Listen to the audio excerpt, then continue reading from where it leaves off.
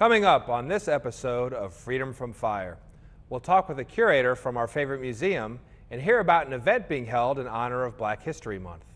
Later, we'll learn about a special conference aimed at women in public safety.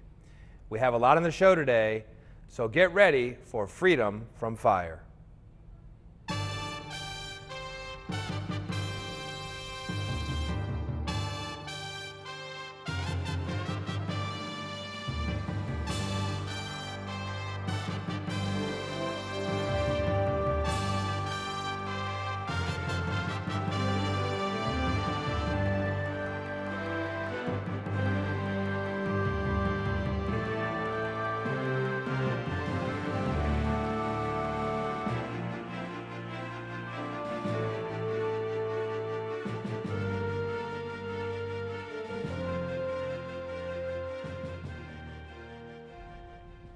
Hello, and welcome to another episode of Freedom from Fire. I'm your host, Fire Commissioner Adam Thiel. Here at Freedom from Fire, we aim to improve your quality of living by giving you fire and life safety information. We also introduce you to our local safety partners. On today's episode, we'll talk about one of the nation's premier fire museums, which focuses on the preservation of Philadelphia fire history and promotes fire safety. We'll also highlight an upcoming event at the museum celebrating Black History Month. In our show's second half, we'll hear about the much anticipated 2018 Women's Day Conference, which will focus on the progression of women in public safety. But before we begin our discussions, let me give you some idea of what you can learn from my first guest. The first African American to work in the Philadelphia Fire Department was Isaac Jacobs. He was hired as a horseman in 1886 at Engine 11, where he cared for the company's horses. The second African American to be hired by the department was in 1891. Stephen Presco was a well-respected firefighter and considered fearless. Unfortunately, Presco became the first black firefighter to die in the line of duty in 1907 during a building fire. There's so much more you can learn about the Philadelphia Fire Department, and we're very lucky to have our own museum where you can do just that. The Fireman's Hall Museum is located at 147 North 2nd Street. With me today to tell us more is firefighter and museum curator Brian Anderson. Brian, thanks for joining me today. Thank you for having me, Commissioner. So first, why don't you tell us what you do at the museum? As a curator, I see overall operations on a day-to-day at the museum, as well as making sure that the exhibits are exhibited and cared for properly while they're at the museum.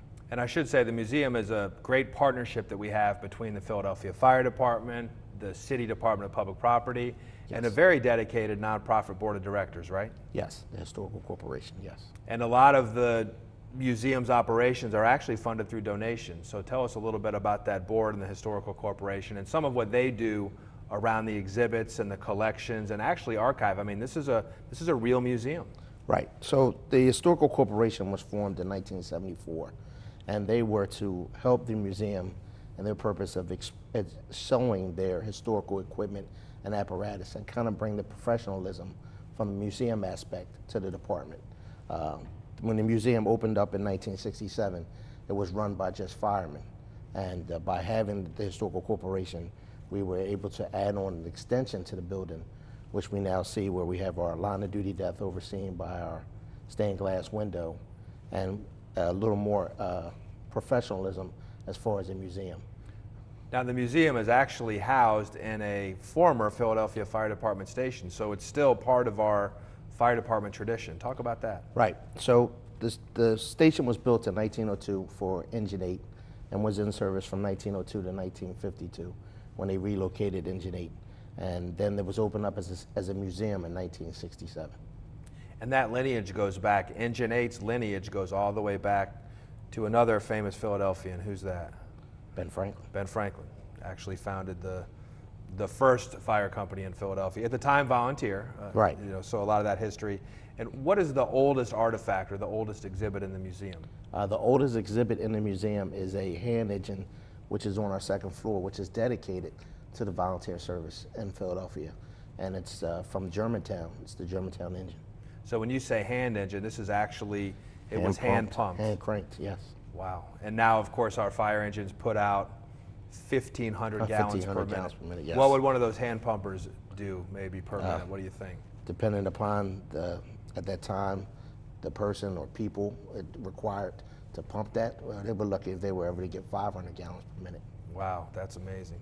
So we have a special event coming up. Of course, it is Black History Month. We have a special event on February 27th. Yes. Can you tell us a little bit about that one? So the Black History event will be on February 27th from 1 p.m. to 2 p.m. And we're going to take you through a walk through the beginning of time, coming out of the era of volunteer into the paid department of Philadelphia from the 1800s until now. So we'll look at a lot of the contribution and footprints of African Americans starting from 1891 until now in our department, and how our department is now diversified as we recruit. And that rich history, you know, that's not just something that we recognize or celebrate in February of each year. We actually have an exhibit that's up year-round to talk about the history of African American firefighters in Philadelphia. Yes, that exhibit reflects the first African American, Isaac Jacob, which you talked about, as well as Stephen Presco, and goes back to the 3 firemen we lost at Engine 11 at the Meridian, as well as just the change and diversity of the department from the first African American chief, which was James G. Davis, until now, which was our longest running and first commissioner, Howard Harrison. Who unfortunately we lost recently too. And of course now, one of the biggest changes since then is that we're all firefighters. Yes. And that'll segue into our next event. So talk about some of the other special events at the museum in the past. So every year we host, obviously, the Firefighter of the Year, which is around October, Fire Prevention Month, the Paramedic and EMT of the Year, which is in May, around EMS Month, and we just celebrated October 15th of 2017. We just celebrated our 50-year anniversary at the museum. Yes. Yeah, that was a very nice event too. So what do people need to know about visiting the museum? What are the hours? Does it cost anything? What can I do there? There is no admission. It's by donation. The hours of operation are Tuesday to Saturday from 10 a.m. to 4 p.m. And you can go online to our store at firemanshall.com, and I'll tell you a little bit about us, the staff that's down there, and we have a store that you can shop online, or you can come down and visit us and visit the gift shop. And the museum is also on, I know, Twitter, Facebook Twitter, also, yes. So on social media. And actually, one interesting thing, the museum, you and the museum staff and some of the board members were actually featured on a recent promotional video around the Eagles victory with all of the different museums along the Parkway, that whole museum consortium. That was pretty cool, huh? Yeah, so that was a collaboration of different museums doing the Eagle fight song, and was added with different clips, and we had the nice likelihood of being promoted in that, and that was very exciting at that time, yes. And one of the things, even though our museum is a legitimate historical institution and has some truly priceless artifacts, it also was conceived from the very beginning with a different idea, and that idea, which is now very much in vogue in museums, but it's an experience, and there's a learning process. Yes. And for us, that's particularly around fire safety. So tell us about that. Yeah, so great for kids. I mean, it's a great museum for kids. Well, we take you back to the history of what it looked like when it first started around the volunteers, and we have exhibits on the second floor that gear the kids to learning how to call 911, what questions are asked, what is appropriate, and just give them a little bit of the chemistry of firefighting, of what we actually do as firefighters and extinguishing fires. So of course we're always recruiting, and we want kids to understand when they come, they can see some of the chemistry and physics. Yes. Of course, learn about fire safety. Everything for us, every message is about community risk reduction, about fire safety. Yes. So we have a lot of things in there that kids can do. They can actually steer a fireboat, simulated fireboat. Yes. So it is really kids of any ages. I think we see kids all different ages in the museum having fun, right? Yes. So as we're moving forward, we're looking at establishing the education committee that will put a program together from grades K through 8th grade, which I'm real excited about, and hoping to have that in place by the end of this year, especially the school year. That's awesome. And one of the things too in the exhibit you were talking about around Engine 11, it's oral histories. So again, this is something you're seeing in museums now.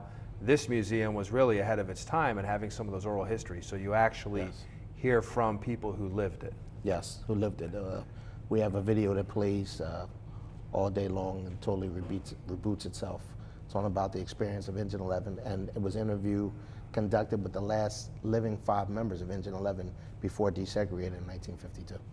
And then we have, hopefully we're preparing. Well, I think we don't want to give too much away about the 27th, but maybe talk about one of the special things, the gear and Waldo Gentry, who we just Yes, so lost.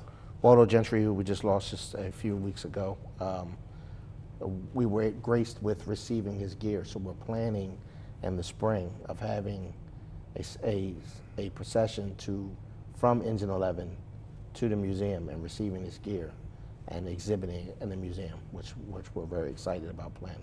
And he was the last living member of the segregated Yes. Engine 11. So he experienced the whole era of, the last era of being desegregated into where we are now. Truly a legend. Now, we also like to think that in our museum we're part of, not just we're celebrating history, but we're also part of the future. So again, a lot of events people can see billboards around town. You talked about some of the awards. During the holidays, people can come down and meet Santa and also do some gift shopping. And then we know, really anytime the museum's open, there are a lot of things that people can take home with them. So talk about some of the things in the gift shop that people can have a memento if they're visiting. So we sell a lot of tokens in the Fire Museum. In the gift shop, there are the patches that out of the different stations in the department. Big part of our history and our tradition. We all make patches, and we have the patches representing those companies. The T-shirts, from our on-duty job shirts to the old diamond plates, as well as just some toys and puzzles that are geared towards educating kids on fire safety and fire prevention.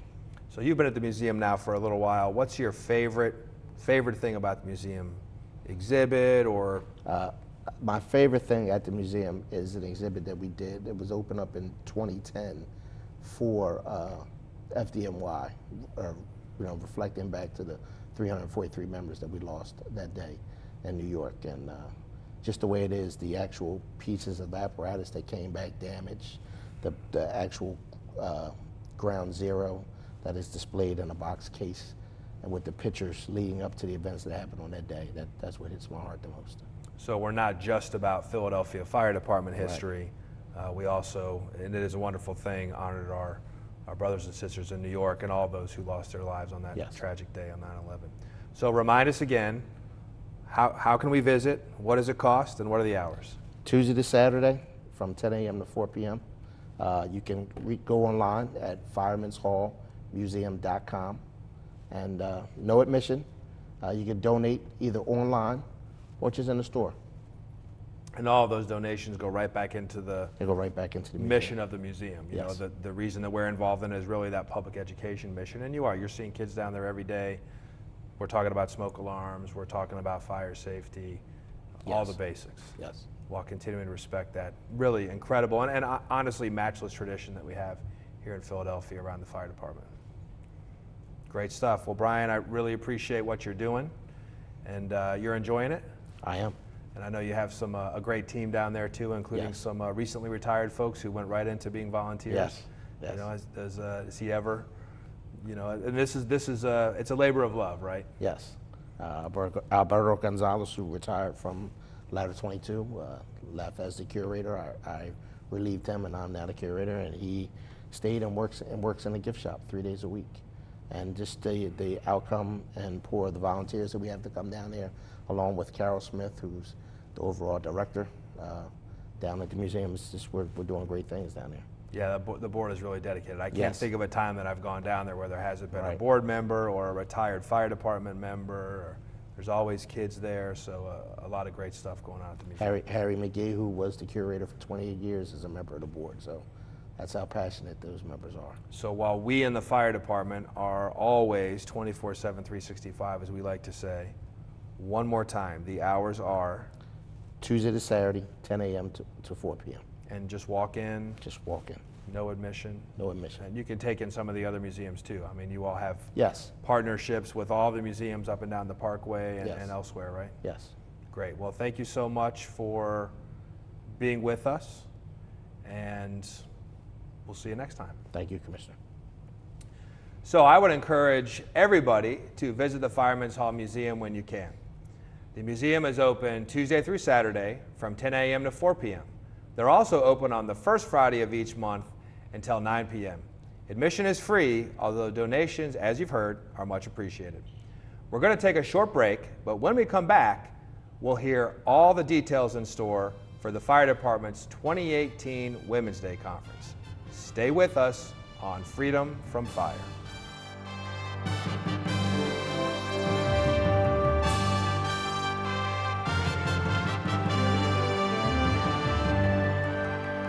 Up to the double feature and you're on my mind. Return of the creature, the crawler from the subway line. You're always keeping me waiting, keeping me waiting for you.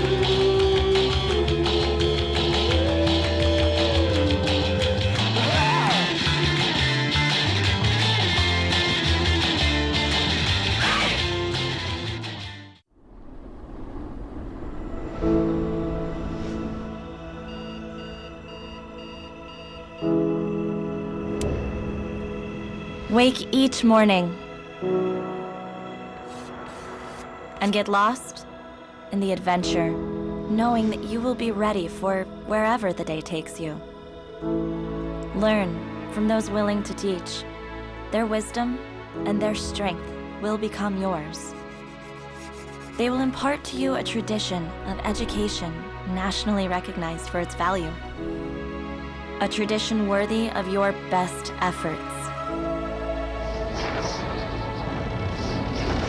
As young men and women of LaSalle, we will invest in you the guidance to blaze your own path, to go forth into the unknown with new certainty, to realize your full potential as professionals, as leaders, as citizens.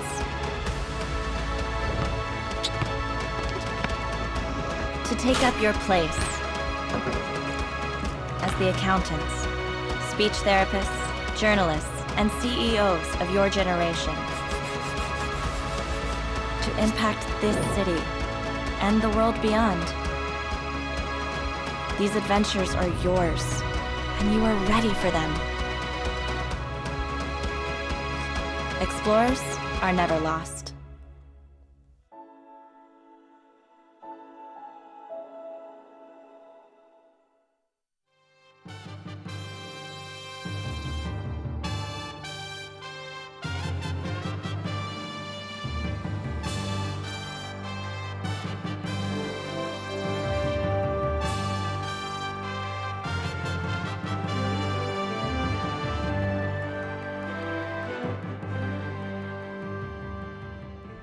Welcome back to Freedom from Fire.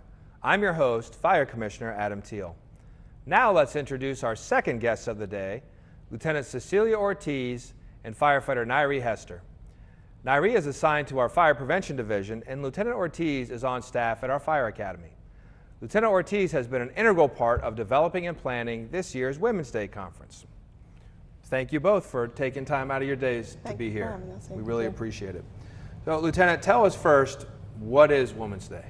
So, Women's Day is an opportunity for all women to motivate, empower each other, to also self-reflect on the issues that we are all having, whether it be in our homes, our communities, or in our workforce.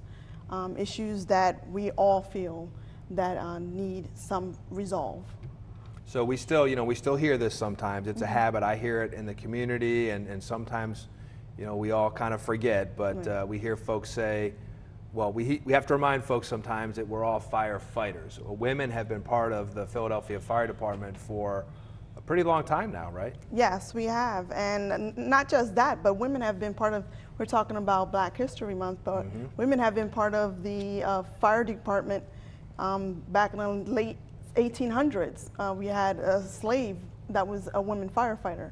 So women have been part of the fire service industry for quite a long time. Absolutely. Yeah. So part of the conference, the idea is really to create this opportunity for women, not just women, but we do have a day devoted for women, and we have a day when really anybody can come. What are some of the speakers that folks could expect? So some of our speakers, we have various speakers.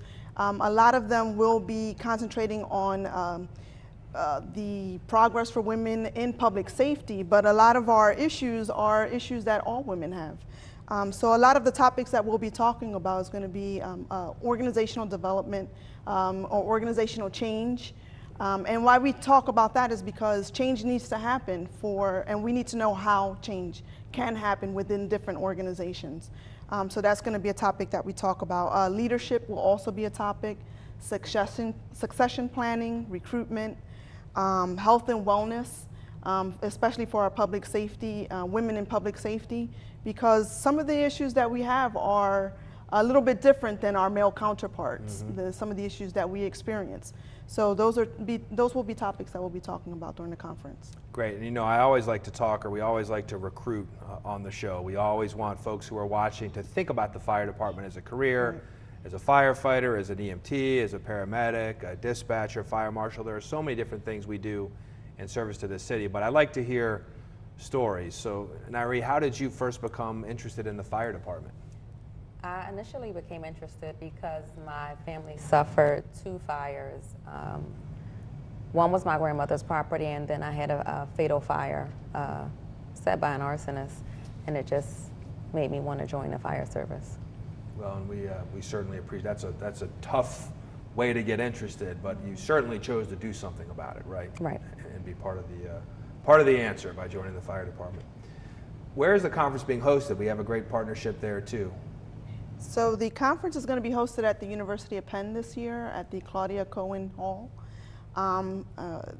It's going to be that's at 36 and Spruce, and it's on March 8th and 9th. The time frames are 8:30 to 4:30, and we're going to have, it's a 2-day event. The first day will be dedicated to our women in public safety. It will be just speakers, just for empowerment and motivation. Our second day of the conference will be some speakers, but we'll have some interactive workshops where those who are participating in the conference can take back what they've learned to their organizations and implement it within their organizations. That's great. Firefighter Hester, what is the significance of this event, this Women's Day conference to you? Basically giving women a chance to get together and mesh, because I think we should all be working together, even if we're in different organizations. We should have a bond, because we're all doing a public service. So like everything we do in the fire department, it's about teamwork. Correct. And there certainly are some dimensions to that it's I mean, we're really looking forward to this and excited about being able to host it. And this is actually our second, or co-hosted, or get help with it. Right. This is our second Women's Day conference. Tell us a little bit about the first one. So last year was our first one. Last year we collaborated with CIS, which is Suffering in Silence. They are a part of the one of our external organizations with the Philadelphia Fire Department, and it's made up predominantly of females in public service, not just fire service, but we have dispatchers. There are firefighters, police that participate with this organization. And so we collaborated with them to establish the Women's Day. And last year it was a successful event, so we decided to move forward with it. And this year we're making a 2-day event since it was so successful last year. Yeah, not only was it, I mean, last year we had it at our Fire Training Academy. It was, we were sort of bursting at the seams there. It was so successful, it was almost standing room only. Right. So we're able to get, clearly there's a desire for this, there's a need, and really appreciate CIS for being the catalyst for that event and continuing to be a partner. Yes. Along with Penn and the fire department and others. Right. So is registration required, Nairi? I mean, how does that work? Registration is required. You can register on Eventbrite. You can also Google, I believe it's PFD 2018 Women's Day Conference, and you'll find it if you do a Google search, and it'll take you to the Eventbrite link, and it's free. And is it just for women associated with the Philadelphia Fire Department, or? Any female that's interested can come for the first day. The second day is a co-ed event. Right. So for the first day, it has to be strictly females. Right. So it's going to be for all public safety disciplines. We're inviting all of our EMS, fire, police, dispatchers, healthcare workers that are interested in public safety. We are also this year extending it to our Fire and Police Explorer programs, because we would like to incorporate a mentor program this year where those who are in the career are mentoring now those who are interested in the career. Oh, that's fantastic. So that's one of the things that we would like to, come out of this conference this year. Another thing that we will also like to come out would be a coalition of all women in public safety, so that we can continue to collaborate on the issues that that we are all facing in all of the public safety disciplines. Mentoring is so important, Yes. And briefly, tell the folks, how did you get involved in the fire department? So I've always been a community activist, working within the communities. I work for a lot of nonprofit organizations. My husband is in the fire department as well, and he worked in the fire department. I saw the love that he had for his job, and I wanted that same type of love for my job, and I just felt like it was a good fit. Being in the fire department, working within the communities, I just thought it was a perfect fit for me. That's awesome. So remind us again the details of Women's Day. The details of Women's Day is going to be March 8th and March 9th. It's going to be at the University of Penn at the Claudia Cohen Hall, and that is at 36 and Spruce. The time frame of the event is 8:30 to 4:30, and you can register, free registration on Eventbrite at PHL Public Safety. And it's a 2-day event, so the first day is speakers for all of our females and our women in public safety, and the second day will be speakers and workshops for both men and women. Great. So what's one thing, if somebody's watching, that you want them to remember about women in the Philadelphia Fire Department, Irene? We need more women in the Philadelphia Fire Department. So it's open. It's a great opportunity, and it's a great career. And of course, you can find all the details about our hiring processes at www.phila.gov/fire. You can follow us at Philly Fire Department on Twitter, and you can follow our recruiting unit, which is dedicated to obviously recruiting and hiring everybody to represent our city, at PFD Recruit, and also Instagram, which I'm not on, but Instagram, Snapchat, or Snapface as I like to call it. So yeah, we're absolutely, and it's one of the things we really wanted to put a point on. Rest assured that if you're a woman, if you're a young woman, really we don't have an age limit. So if you're interested in the fire department as a career, any of the things we do, whether it's emergency medical services, dispatching, support services, we have a lot of administrative positions. We really do want folks to think about becoming part of the Philadelphia Fire Department. Sounds Great, thank you all. So one more time, because I can't remember the date, okay. our Women in Public Safety, our Women's Day Conference is March 8th and March 9th. March 8th and March 9th. It's a Thursday and Friday. March So 8th you and March can 9th. you can go on Eventbrite. You can go on Eventbrite, free registration at phlpublicsafety.com, or you can Google Philadelphia Fire Department Women's Day Conference. And of course, people can go to our website too and see pictures there's a link. There's a link on our website, There's also a link on our phila.gov/fire. And also, one of the things I was really proud of we did last year as part of our recruiting was actually we had a billboard with all women from the Philadelphia Fire Department. It was all over the city. Right. And that was great. Yeah, pretty neat thing. So really, folks can come, check out the best our fire department has to offer with our women and our Women's Day Conference at Penn. Great partner, a lot of different partnerships. I know last year we had a lot of PPD officers there. I think one of the speakers this year is my friend and colleague Blanche Carney, who's the commissioner. Yes. Corrections Commissioner. Yes. We're also going to have some other external organizations come in and provide information. We have Community College of Philadelphia, Newman University, Holy Family, Philly Goes to College, because we believe that part of the change will be professional development for our women in public safety. So we're trying to give them all access to the information that they're going to need to move forward and progress. That's great. So there's something for everybody, whatever it is that you're interested in or whatever you do. Yes. Great. Well, thank you all so much for joining me, and looking forward to the conference. Okay. I want to again thank our guests for joining me today, all of our guests. And I also want to thank you for tuning in and watching our show.